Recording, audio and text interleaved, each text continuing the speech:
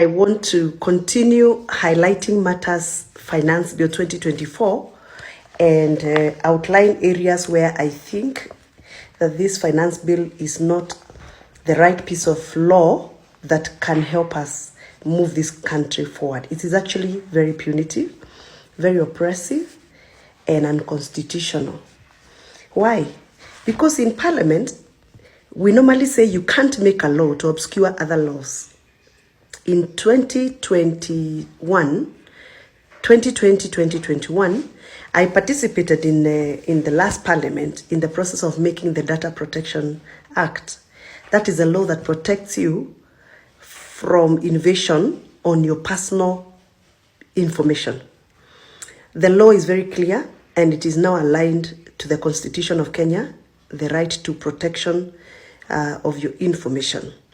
But this finance proposal 2024 is proposing that we should allow the amendment of that Data Protection Act so that we can allow KRA to access your personal information, matters finance, so that they can be able to collect taxes from you. So if we do what this finance bill is saying, basically we are going to allow KRA to be invading your M-Pesa statements, your mobile money platforms, your wallets, your online e-wallets, and harvest and retrieve information about you and your money, and therefore collect that money according to the Tax Procedures Act that is also being amended. So this finance bill is actually proposing to amend laws and make laws that are going to obscure other laws from functioning. And that is irregular. And that is why I'm flagging out this finance bill proposal as irregular, unprocedural, and unconstitutional. By the way, I don't know whether the business community have thought about this. If we allow KRA to be invading your personal information financially, I don't think we are going to govern this country properly, because knowing what I know and what you may know is that people can penetrate and misuse KRA to make sure nobody ever vies for a political seat, to make sure that if you're competing with somebody in business, they can use KRA to harass you. And KRA now will have access to even come to your house and get financial information if you allow this amendment to go through. And because I have read it, I am appealing to you. Call your member of parliament, walk into their offices and appeal to them to either amend this finance proposal and remove those oppressive recommendations. Otherwise, for the business community and for the politicians, it's going to be a rough road ahead. Hey, wacha kwanza niongee maneno ya Wilbaru. I am so sorry to watu ambao wanalima kama mimi. Wale ambao wanalima vitu ambazo zinabebwa na wheelbarrow. Hii proposal ya finance bill ikipita, hii wheelbarrow itapanda bei kutoka shilingi 3,500 to 6,000, almost 50% or even more. Kwa nini? Ile tire inawekwa kwa wheelbarrow.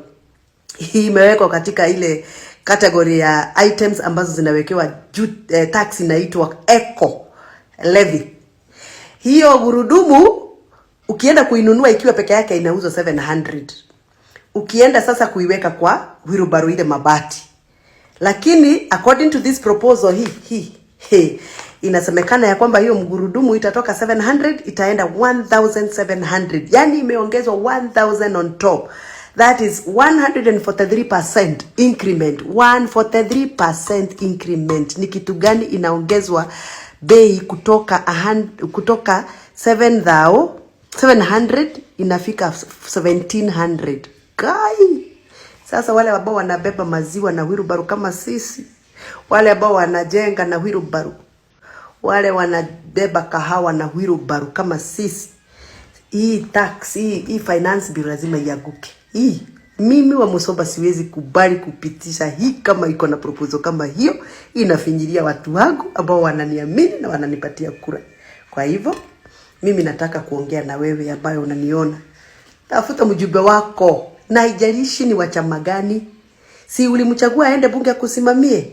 Aki ya Mungu nipatieni quorum. Hii kitu ianguke. Nataka quorum. Type quorum ya no, reject finance bill, quorum, tunataka quorum hiyo kitu ianguke hii. Kama si kuangusha, basi lazima tutoe. Hiyo tuweke amendment tutoe. Haiwezekani kuwa ati ile gurudumu ambayo inatengeneza wheelbarrow, ile gurudumu inawekwa kwa wheelchair. Kwa hivyo hata wheelchair zitapanda the same price. Kwanza ya wheelchair ni mbaya kwa sababu ile gurudumu ile ya wheelchair ile mtu anazungushanga hivi. Hiyo gurudumu inatoka from 500 shillings to 1500. Ya imeongezwa 1000 on top. 200% increment. Oh my God. Unaona tule tu trolleys mimi nikiwa mama county Kiambu nilikuwa napeana trolleys sana. Hizo tu trolleys ako kamuguu pia kameongezwa from 650 shillings to 1650. 154% increment. This is madness. Yani hata sio fadhali tu ongeze 100 ama 200 akia Mungu. Unaongeza whole thou on top. Sasa wheelbarrow kama ilikuwa ina cost 3500 itaenda 6000. In these economic times I'm hearing the language of the government is let's reduce spending.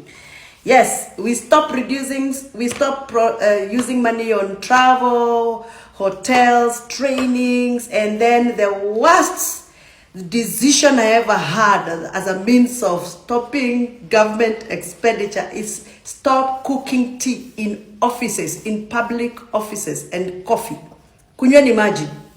That is an austerity measure. I was like, what did I hear?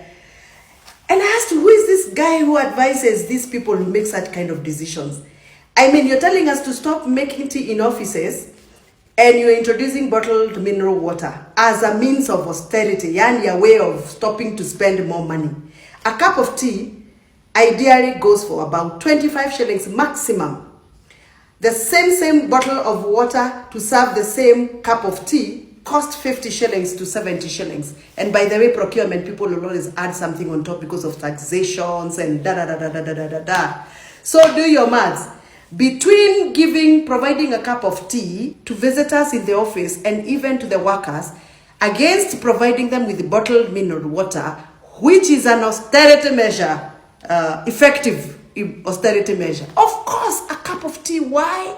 Because at least that cup of tea is not only benefiting the consumer in the office, it is also benefiting the local producer of coffee, tea, and sugar. So if really we mean business, we should actually promote more consumption of tea and coffee in our offices so that the sugar farmers can benefit because government is going to procure more sugar.